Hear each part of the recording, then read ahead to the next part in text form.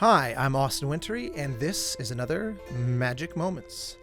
For this one, I'm going to focus on an aspect of the art of film scoring which is almost never discussed, which I think is arguably at least as important as the music itself, which is what we call the spotting. When you think about one of your favorite films or film scores, can you remember where the first piece of music occurs in that film? Sometimes the answer is extremely obvious.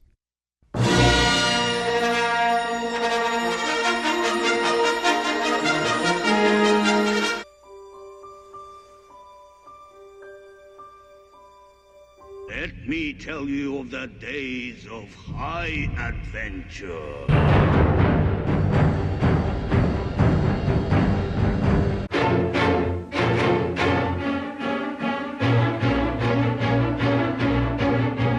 Given the sheer uncountable number of brilliant main title sequences in the history of cinema and equally brilliant scores that often accompany them, it might be assumed that this is a sort of default option for filmmakers and that no discussion really goes into it. But actually, this is just the first of many conversations that the director and composer will have about when and how to place music in the film. And it's the question of not just do we want to add music here, but what is the purpose that it's going to serve? So this incredible underappreciated art of spotting a film, which applies to games too, by the way, but more on that in a different episode, begins during what is aptly called the spotting session. Spotting sessions, which sometimes are a couple hours, sometimes they take days and days, serve two primary functions. The first is to just look at a project and carve out in broad terms where we want the music. And the second is within those scenes that there is going to be music, to suss out how it ought to move and what it's supposed to be saying. Given how incredibly powerful spotting is to the overall quality of the final product of a film, there's remarkably little that can be found about it online, although there is one brief little glimpse from a BBC documentary that came out in 1980 about The Empire Strikes Back. Composing for films is always done under pressure. Sometimes the composer may see a script in advance, but his first practical involvement is usually the spotting session, when he sits down with the director to plan where music is needed, and equally important, where it isn't. That's the beginning of the real rescue. That's an important moment. And he's Landau's beginning to really to emerge as a goodie. I've worked on projects before where we sometimes spend hours debating about the music in even just a given scene, not about what the music should sound like. That's its own debate sometimes, but specifically how it should function, when it should come in, how it should move within the scene. That's all covered by the spotting. So let's imagine a thriller, for example, where our camera is looking at our hero. We hear a noise. The camera follows them, look at a door. Then we cut to the door and it bursts open and the murderer comes bursting through. Well, there's a lot of discussions we could have over even a simple situation like that. Like, for example, does the music come in when we hear the noise?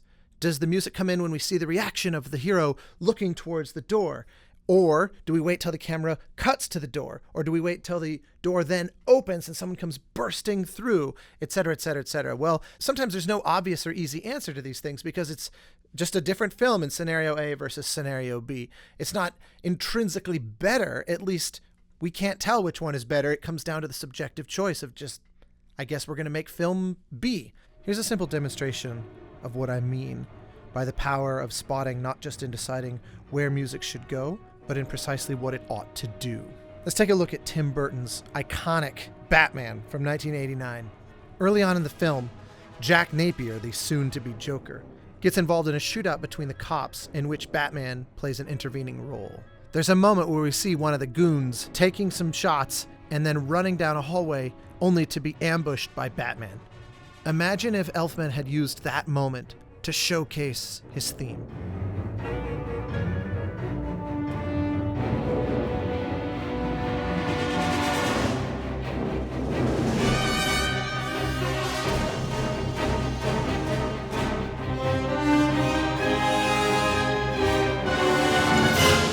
This choice of spotting shows us Batman's power, his dangerousness to the criminals. He's a threat. Now let's see how they actually did it.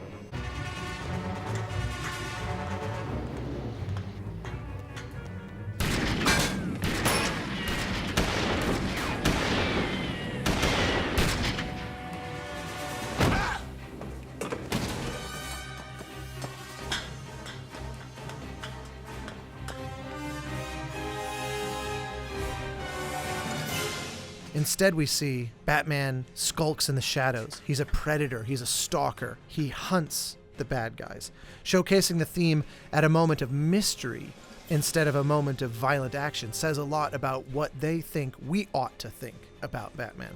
And it's all in the spotting. A very famous example of this kind of discussion was between Alfred Hitchcock and Bernard Herrmann on Hitchcock's now legendary film Psycho. Hitchcock was very convinced that the shower scene for maximum scariness should have no music, and explicitly ordered Herrmann during the spotting sessions, there will be no score during the shower murder. And as history has shown, Herrmann actually went rogue and wrote a cue anyway. Incidentally, maybe the most iconic cue in the history of film scoring. So sometimes the spotting sessions are works in progress.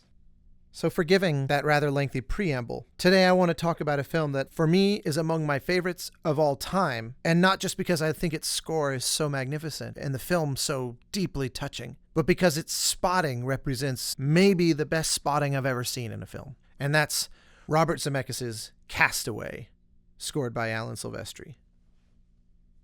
So for those who have seen the film, here's an important question. Do you remember when the first piece of music occurs?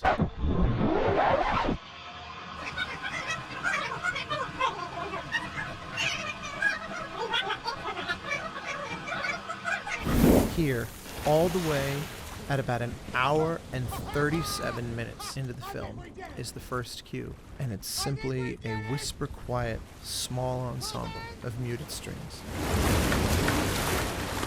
What have we done?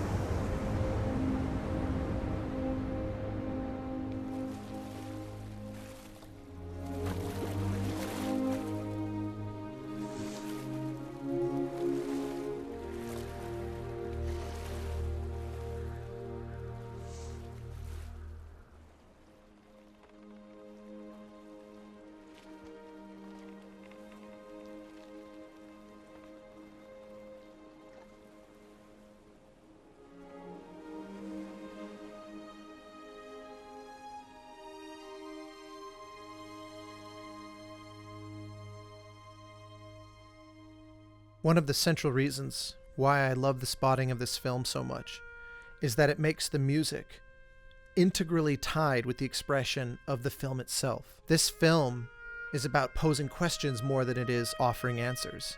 And I think the question above all is, what kind of person are we when faced with a really, really difficult crossroad in our life?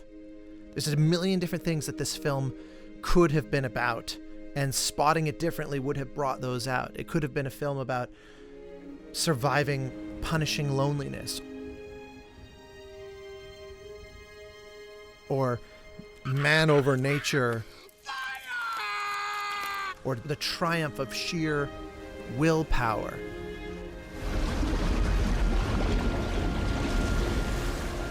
And coming in at some of those key moments in the film where we witness Tom Hanks's character overcome those obstacles and go through those transformations would have really reinforced that the film is about those things.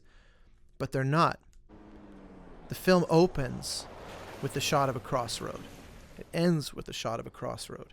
And so here we are at an hour and 37 minutes into the film at arguably the most important crossroad he has yet to face, a self-made one, of forging off into the open ocean and facing near certain death. Again, the music could have chosen to make this about any number of things. That sheer force of the waves, his excitement in clearing the breakwater. But instead, we get that beautifully, emotionally complex moment when Chuck turns back and we see from his perspective the island for the first time. Equal parts his home, his salvation, and his prison. It's one thing to write such elegantly simple, emotionally questioning, without answering, non-manipulative, and just classy music, as Alan Silvestri has done here. But it's a whole other level to place it in that exact spot the inspired brilliance of letting the complexity of that emotion wash over us without telling us how we ought to feel or how Chuck ought to feel. What the spotting of this film and the remarkable restraint shown by waiting for an hour and 37 minutes before the first cue shows is that this isn't a film interested in making us explore the emotion of what it is to be alone so much as asking us the question of what we would do. How do we confront those crossroads? Hiding in plain sight is that this is not a film about a castaway. This is a film asking us what we would do if we were cast away, and likewise, if given choices to do things differently, what we would do then. Wilson! Wilson! I'm sorry! I'm sorry, Wilson! For those of us passionate about this art of scoring to picture, we have a tendency to valorize those larger-than-life moments, those scores which make our hearts soar, make us feel like champions, or show us great star-crossed romance, etc., etc. Call me old school, but I do love that old-fashioned Hollywood idea that what you put up on that screen is supposed to be this amplification of what we encounter in real life. And yet here we are with what is maybe my favorite film of all time, and it's devastatingly real, and it achieves this poignancy and this poetry through a defiantly less is more approach. This is one of those films that I look at, and I especially look at its score, and I say, one micro movement in any direction would probably diminish it. It is a film which is, I think, perfect. As a composer, growing up falling in love with the likes of Jerry Goldsmith and Bernard Herrmann and John Williams, it became very tempting to look at every project as an opportunity to try to inject it with as much music and as much of myself as I can. And this film, and that brilliant collaboration of Alan Silvestri and Robert Zemeckis, made me realize that sometimes the absolute best thing a composer can do is say nothing.